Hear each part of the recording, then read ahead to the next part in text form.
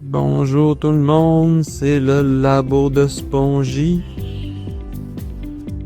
Ici, on a de l'acétate de sodium qui est fondu. Je l'ai fait chauffer à 70 degrés Celsius. Comme on voit là, c'est bien fondu. Là. Il y a une petite croûte qui se fait sur le dessus, mais c'est normal avec le contact de l'air. Et ça va refroidir tranquillement et ça commence déjà sur les côtés là, et me redonne des cristaux. Pourquoi j'ai fait ça? J'ai fait ça parce que, ça c'est d'autres cristaux d'acétate de sodium, j'ai fait ça parce que j'avais une grosse poque d'acétate de sodium dans le fond de mon 5 litres. Fait que ça me tentait pas de me battre avec des petites spatules ou risquer de briser mon ballon.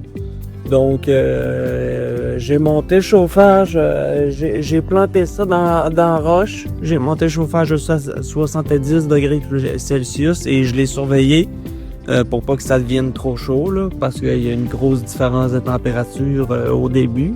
Mais quand à minute qu'il commence à avoir un peu de liquide, là, la probe elle s'ajuste. Parce qu'il n'y a pas l'option sans probe avec ces chauds ballons là. J'en ai un deuxième ici, lui, il a le mélangeur magnétique aussi. Mais celui-là, il l'a pas par contre.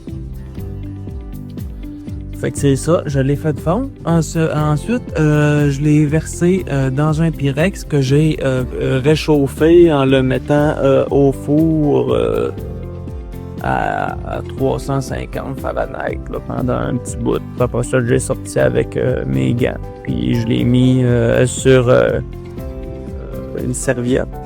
Et j'ai versé toute l'acétate liquide là-dedans. Donc là, on voit que ça commence à faire des petits cours.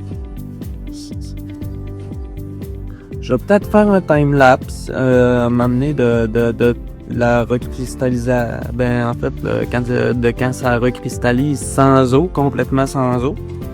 Parce que ça m'en prend pour un projet. Donc, en fait, pour faire de l'acide acétique glacial. Puis ça va être une vidéo que je vais mettre sur ma chaîne aussi. Mais j'attends mon nouveau laboratoire, c'est pour ça que ça fait un bout qu'il n'y a plus rien qui soit sur ma chaîne. Donc, c'est tout pour aujourd'hui. Je vous laisse. Je vous souhaite une excellente fin de journée. Peace.